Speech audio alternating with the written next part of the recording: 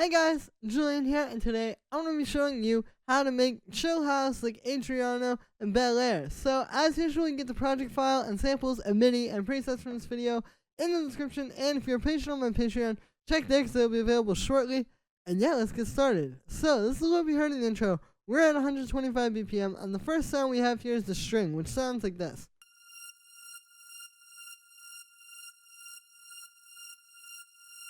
So what this is it's just this long string sample.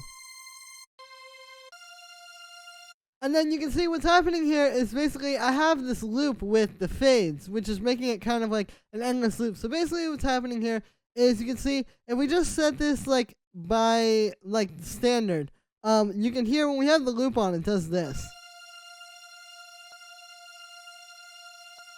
Basically it plays through and then it just restarts. And you hear that click. It's not a seamless loop.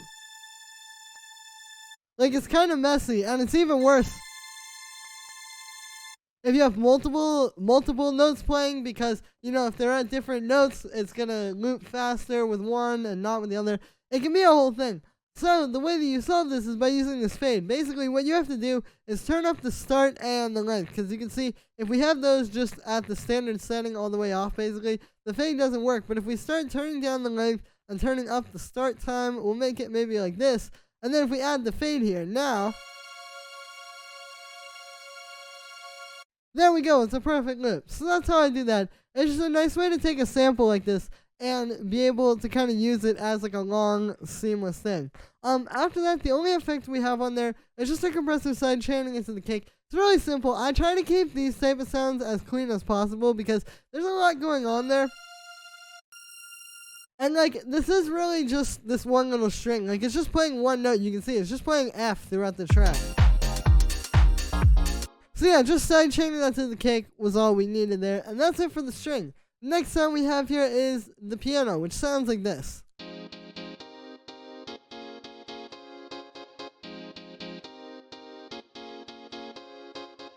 So I'll show you the pattern here. This is what it's playing. It's playing this little chord progression where it's basically just playing a bunch of major and minor 7 chords. Like we have F minor 7, then C minor 7, then A sharp minor 7, and then C sharp major 7. So, you know, pretty simple stuff. It's not too crazy. And then you can see I just have these kind of like programmed in a bit of an interesting way. Like if I play with the metronome, you can hear. Yeah, it's just like playing with the groove like that. Like lots of fun kind of bouncy 16th notes like this. You can see we have the swing on all of these, like on all the 16th notes here. Like you can see this one, or these are a little bit off. This one's a little bit off. Like anything that happens on a 16th note, basically. Another thing you'll see is that these are not touching each other. So I have all the lengths so that they don't touch each other. It just kind of makes it a bit more like kind of bouncy and choppy. So then for the sound on this one, the way that I made this was using this M1 piano sample. It's just a sample of the Korg M1 piano.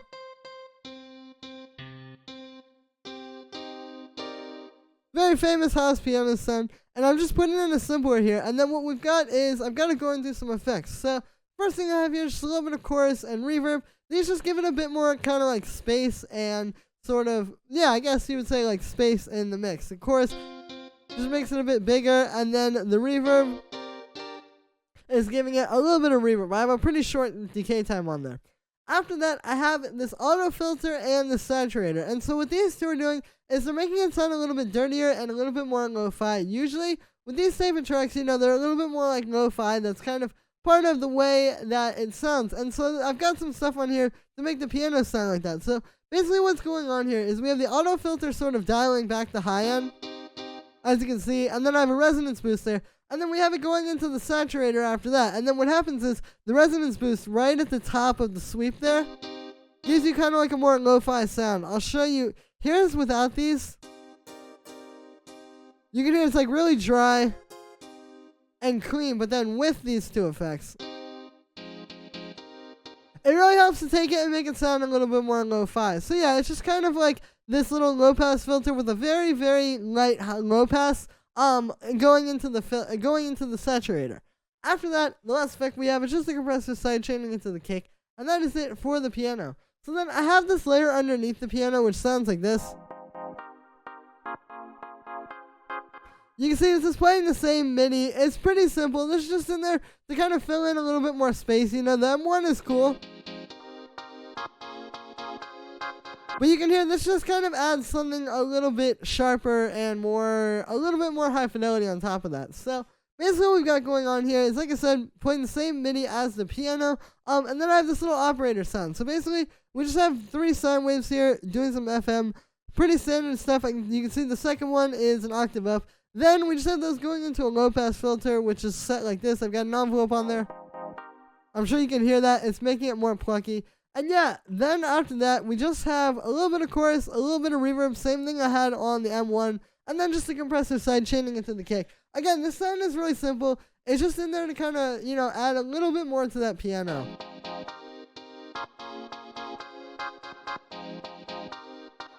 So yeah, after that we have the kick, which sounds like this. And so basically what this is it's just kind of like a bigger, more boomy, sort of like bassy kick, I guess you would say. It's kind of interesting because with this track we have a bass line and a kick. And I feel like they're both kind of equally adding to the low end, and that's how this style is a lot of times. Like, you can here we have the big booming kick, which is giving us that like doom doom doom. That is really nice in the style. But then we also have the bass line kind of doing the bouncy stuff. So yeah. So with this kick, like I said, it's just like this kind of bigger, more boomy sample. And then I have this going into a drum bus. And with the drum bus, I've just got a bit of drive, a bit of crunch, and then I have the boom as well. And yeah, pretty standard stuff there. Just have it tuned really low at C. And that's pretty much it for the kick. The next sound we have here is the bass, which sounds like this.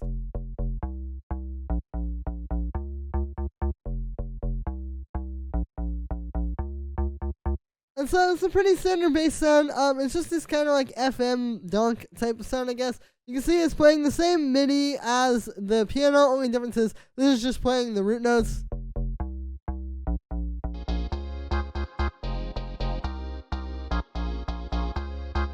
And yeah, so then for the sound on this one, what I've got is just this little sort of like plucky FM bass. You can see we just have these 3 sine waves doing a bit of FM off of each other. You can see we got the envelope set like that. I've got the second one at an octave up, and then I've got the third one at 2 octaves up. I believe that's what that 4 means.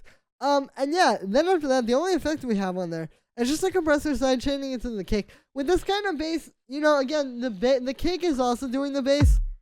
So I wasn't trying to make this like super hard hitting. There's also a bit of group processing, which is kind of like, you know, doing the stuff to beef it up. But yeah, this is just like a little simple bass sound that kind of plays in the background. So then I have the kick and the bass grouped together just to kind of make the low end a bit more cohesive. Here's what they sound like with no group processing. And then with all of it. So you can hear, yeah, it really helps to bring these two out. So the first thing we have is just this drum bus. You can see I've just got the drive up a little bit. I've got the crunch up a little bit as well. And yeah, it's just kind of beefing everything up. Here's without it.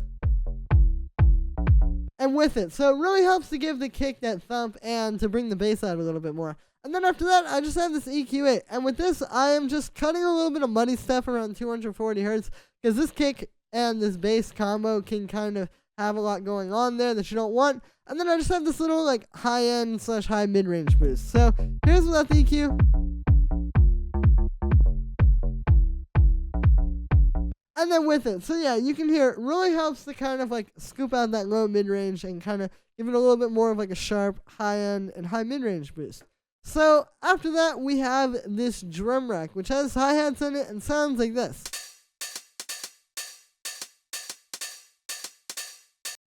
So basically what this is it's 2 909 hi-hats. We have this one, and then we have this one, which is just sort of like a closed one. So we have like the open hi-hat, and then we have the closed hi-hat. And you can see I've got these, you know, I've kind of processed these a little bit, like I've shortened them, both of them actually. You can see I shortened this short one, or the closed one, with the amplitude envelope, and then the open one I shortened by using this fade out here in one-shot mode.